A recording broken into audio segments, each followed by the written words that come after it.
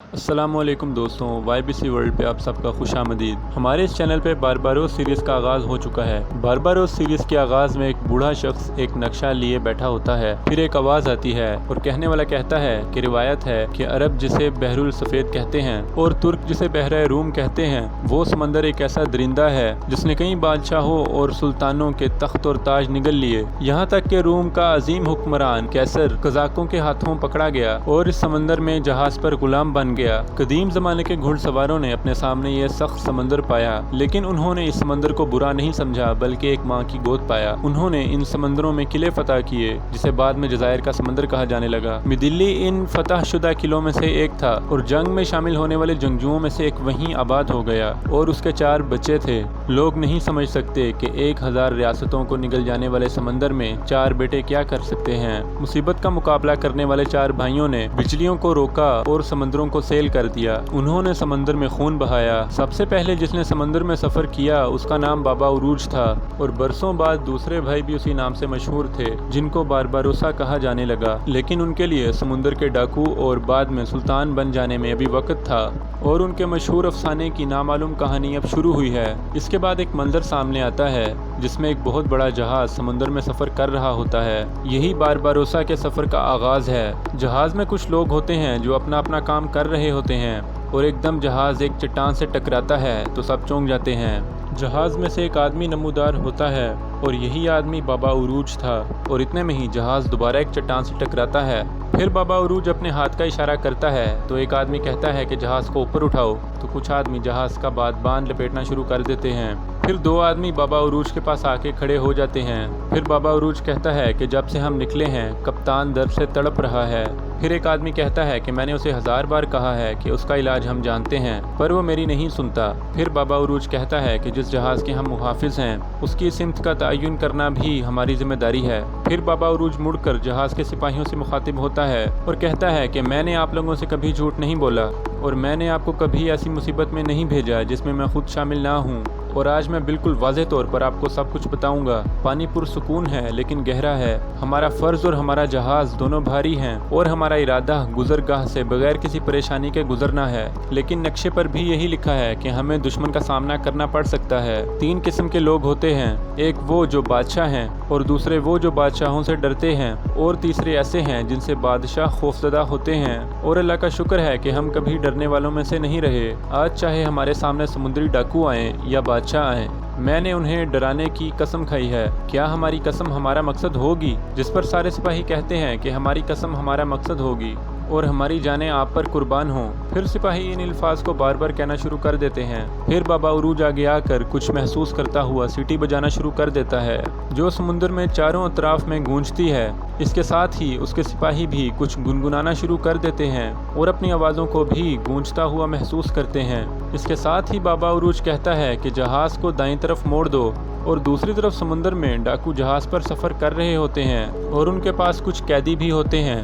پھر ڈاکوؤں کا سردار اپنے ساتھیوں سے کہتا ہے کہ یہاں سے ایک جہاز گزرے گا جس میں عثمانی سلطان کی طرف سے مملوک کو بھیجے گئے تحائف ہیں، اور میں نہیں چاہتا کہ اس جہاز کے سپاہیوں کو ہم نظر آئیں اور وہ حفاظت کے اقدامات کر لیں۔ پھر ایک قیدی دوسرے قیدی سے کہتا ہے کہ لگتا ہے کہ وہ جہاز مسلمانوں کا ہے جس پر یہ حملہ کریں گے، ہمیں ان مسلمانوں کی مدد کرنی چاہیے۔ پھر ڈاکوؤں کا سردار اس قیدی کی گردن پر تلوار رکھتا ہے اور کہتا ہے کہ تم بہت بولتے ہو، اب تمہارا آرام کا وقت ہے، اور پھر اسے مار کر کہتا ہے کہ اب اگر کسی نے ہیرو بننے کی کوشش کی تو اس کا بھی یہی انجام ہوگا۔ اور دوسری طرف چٹانوں پر کچھ لوگ بیٹھے ایک بحری جہاز پر نظریں رکھے ہوئے ہوتے ہیں، اور دوسری طرف جہاز پر ایک سپاہی بابا عروج سے کہتا ہے کہ چٹانوں سے آنے والی آوازوں سے لگتا ہے کہ راستہ تنگ ہے، جس پر بابا عروج کہتا ہے کہ مجھے اب راستے کی کوئی پریشانی نہیں ہے، لیکن ابھی بھی ہم نہیں جانتے کہ راستے کے آخر میں کیا ہوگا۔ پھر اس کے بعد جہاز کے تہہ خانے میں ایک شخص لیٹا ہوا دکھائی دیتا ہے، اور دوسری طرف چٹانوں پر بیٹھے ہوں میں سے ایک آدمی پرندوں کی آواز نکالنا شروع کر دیتا ہے۔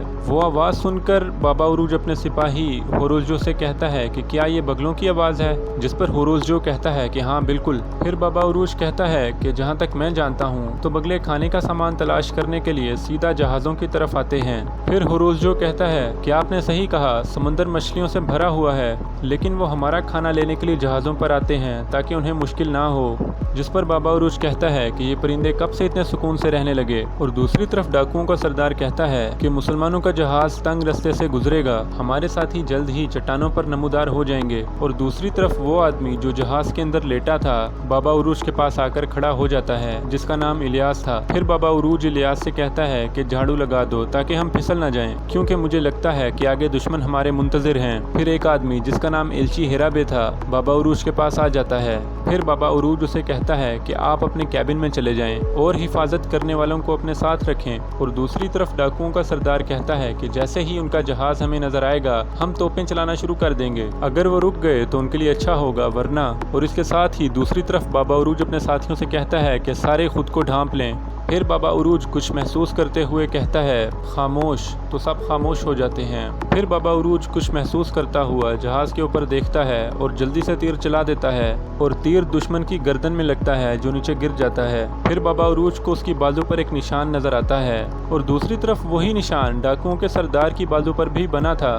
फिर एकदम से एक डाकू कहता है कि जहाज नजर आ गया है और दूसरी तरफ बाबा रईस भी दुश्मनों के जहाज को देख लेता है। और फिर उरूज रईस का भाई इलियास बाबा उरूज से कहता है कि लगता है कि ये जहाज भी हमारी तरह सामान मुंतकिल करता है, जिस पर बाबा उरूज कहता है कि लगता तो यही है, पर इसके अंदर क्या है ये अल्लाह ही बेहतर जानता है। और बगलों की आवाज़ें निकाल कर ये एक दूसरे को पैगाम पहुंचा रहे हैं, हमें होशियार रहना चाहिए। फिर हुरूजू उरूज रईस से कहता है कि उनका इरादा हम पर हमला करना है और अगर हम वापस मुड़ते हैं तो वो हमें तंग रास्ते की वजह से घेर लेंगे। फिर दूसरा सिपाही कहता है कि लगता है कि ऐसा कोई रास्ता नहीं है जहां से हम भाग सकें। फिर बाबा उरूज मुस्कुराकर सबसे कहता है कि लगता है कि लड़ाई होगी, इसलिए होशियार हो जाओ और तोप के गोले तैयार करो और बादबान को दाईं तरफ मोड़ दो। फिर सिपाही बादबान को मोड़ना शुरू कर देते हैं। इसके बाद उन पर डाकुओं के जहाज से गोलों की बरसात शुरू हो जाती है। बाबा उरूज डाकुओं से रुकने का कहता है पर वो नहीं रुकते।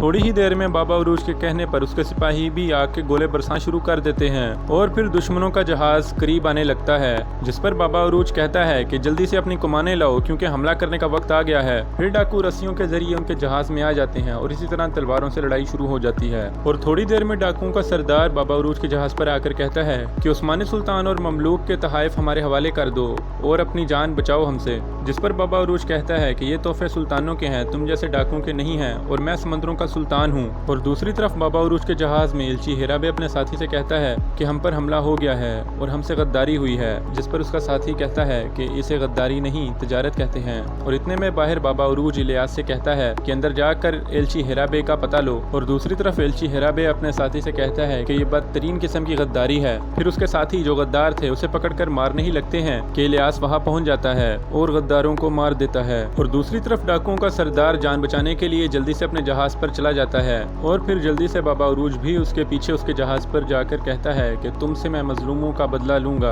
और तुम उनके खून की कीमत चुकाओगे। फिर बाबा उरूज उसे जख्मी करके कहता है कि मैं तुम जैसों की इबरत के लिए तुम्हें इस जहाज में झंडे की तरह लटका दूंगा। फिर बाबा उरूज उसके गले में रस्सी डालकर अपने साथियों की तरफ एक नजर देखता है और उसे धक्का देकर जहाज पर फांसी के फंदे पर लटका देता है। फिर उसके साथी खुशी से उसकी तरफ देखते हुए अपनी तलवारें उठा लेते हैं। थोड़ी देर बाद वो अपने जहाज से मुर्दा डाकुओं को समुद्र में फेंकना शुरू कर देते हैं तो उनको एक डाकू मिलता है जो मरने का नाटक कर रहा था। वो बाबा उरूज के सिपाही से कहता है कि मुझे छोड़ दो, मैंने किसी को कुछ नहीं कहा। फिर बाबा उरूज उसे कहता है कि क्या मुश्किल वक्त में एक बहादुर अपने साथियों को छोड़ सकता है, जिस पर वो डाकू कहता है कि मुझे माफ कर दें, मैंने किसी को कुछ नहीं कहा। फिर वो डाकू अपनी जान बचाने के लिए समुद्र में छलांग मार देता है और बाबा उरूज का सिपाही उसे मारने ही लगता है कि इलियास कहता है कि इसे जाने दो, वैसे भी वो जख्मी है, किनारे तक भी नहीं पहुंच पाएगा। जिस पर बाबा उरूज कहता है कि इसे इलियास का शुक्रगुजार होना चाहिए और इलियास मेरे भाई किसी दिन तुम्हारी ये रहम दिली हमारे लिए परेशानी का बाइस बनेगी। और दूसरी तरफ एक आदमी दिल्ली के शहर में साहिल पर खड़ा समुंदर को देख रहा होता है